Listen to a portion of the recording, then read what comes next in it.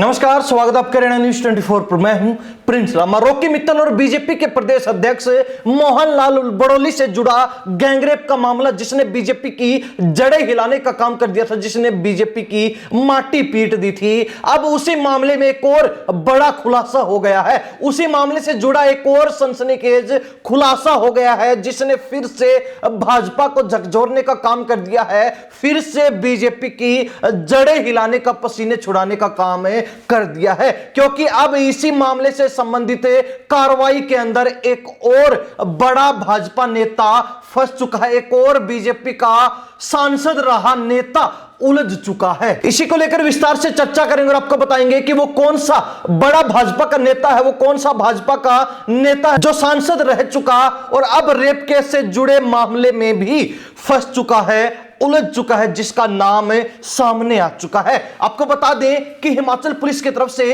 इस gangrape case को रद्द करने की कार्रवाई शुरू कर दी गई, क्योंकि हिमाचल पुलिस के द्वारा तस्दीक करने के बाद भी, कार्रवाई करने के बाद भी कोई सबूत मोहनलाल बड़ोली जो भाजपा के हरियाणा प्रदेश अध्यक्ष हैं, तो साथ ही रॉकी मित्तल जो सिंगर हैं, उनके खिलाफ नहीं मिला, जिसके चलते अब हिमाचल पुलिस इस मामले को बंद कर रही है। यानी कि एक तरफ से हिमाचल पुलिस की तरफ से, कोर्ट की तरफ से बड़ोली को क्लीन चिट मिल चुका है। लेकिन दूसरी तरफ बात की जाए रॉकी मित्तल की, तो उन्होंने मुकदमे का दबाव बनाकर उनसे पैसे मांगने के एवज में पंचकुला के अंदर एक और मुकदमा दर्ज करवाया, हनी ट्रैप से संबंधित मामला दर्ज करवाया, जिसके बाद हरियाणा पुलिस हरकत में आती है और उस मामले में, उस शिकायत में जिन लोगों के नाम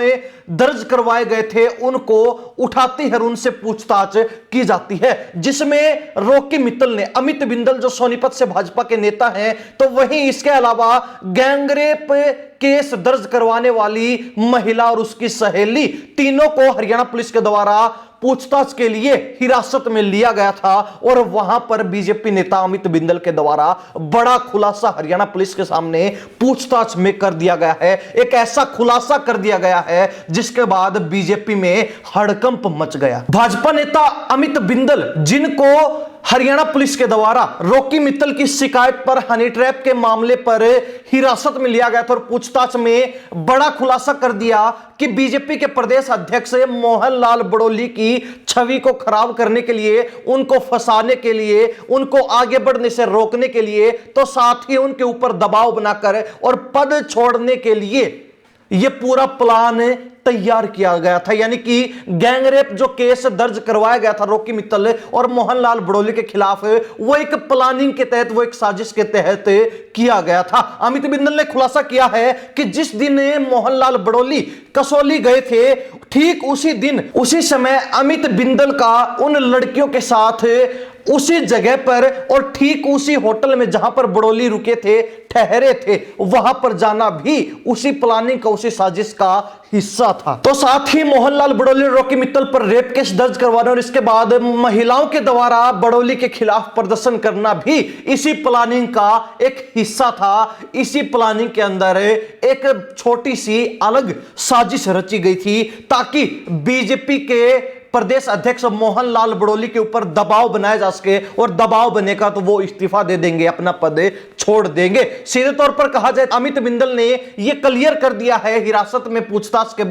चलते कि इस पूरी साजिश में उन सब के अलावा बीजेपी के एक पूर्व सांसद का, बीजेपी के एक बड़े नेता का हाथ है। आपको हिंट देकर बताते कि आखिर बीजेपी का वो नेता कौन है। ये नेता भी सोनीपत से ही संबंध रखते हैं और पूर्व में सोनीपत से सांसद रह चुके बीजेपी के। हालांकि लोकसभा चुनाव के अंदर जब वो ताल ठोक रहे थे कि वो भी चुनाव लड़ेंगे, लेकिन उस समय उनका एक वीडियो वायरल हो गया, जिसके चलते उनको टिकट नहीं मिली, भाजपा ने उनकी टिकट काट दी। ऐसे में उनकी जगह पर सोनीपत लोकसभा सीट से बीजेपी ने मोहनलाल बड़ोली को अपना लोकसभा उम्मीदवार बनाया और उनको टिकट देकर चुनावी मैदान में उतार दिया। हालांकि वो बात अलग है कि बड़ोली चुनाव नहीं जीत पाए और मामूली से अंतर से लोकसभा चुनाव हार गए, और यह वजह काफी है मोहनलाल बड़ोली से बदला लेने के लिए, उनकी छवि खराब करने के लिए और उनको आगे बढ़ने से रोकने के लिए। हालांकि इस बीच एक और बड़ा वाकया यह हुआ कि मोहनलाल बड़ोली जो लोकसभा चुनाव तो हार गए, लेकिन उसके बाद उनको बीजेपी का प्रदेश अध्यक्ष बना दिया गया और इस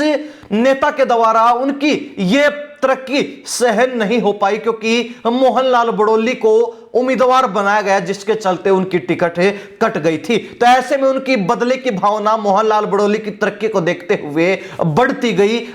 गई और फिर उन्होंने बड़ौली को रोकने के लिए, बड़ौली की गाड़ी को ब्रेक लगाने के लिए और बड़ौली पर दबाव बनाकर इस्तीफा देने के लिए, पद छुड़वाने के लिए पूरी साजिश रची गई थी। यह हम नहीं कह रहे, यह खुलासा है अमित बिंदल का, जिन्होंने पुलिस हिरासत में पूछताछ के दौरान सब कुछ उगल दिया है। और उसके इस खुलासे के चलते बीजेपी का एक और बड़ा नेता अब हनी ट्रैप के इस मामले में उलझ चुका है, फंस चुका है, क्योंकि उस नेता का नाम भी इस मामले से जुड़ गया है। अब देखने वाली बात रहेगी कि बीजेपी का यह नेता, जिसने इतनी बड़ी साजिश अपने ही प्रदेश अध्यक्ष के खिलाफ रची है, क्योंकि उनके ही सहयोगी ने इस मामले में खुलासा किया है, तो ऐसे में क्या कुछ जो है एक्शन उनके ऊपर होने वाला है और साथ ही पार्टी उनके ऊपर इस मामले में क्या एक्शन लेने वाली है? क्या उनको बाहर का रास्ता दिखाया जाएगा, या फिर जिस तरीके से अमित बिंदल ने इस नेता का, इस पूर्व सांसद का नाम लिया है, तो इनको भी फंसाने की साजिश है, इनको भी जो है फंसाने का काम किया जा रहा है।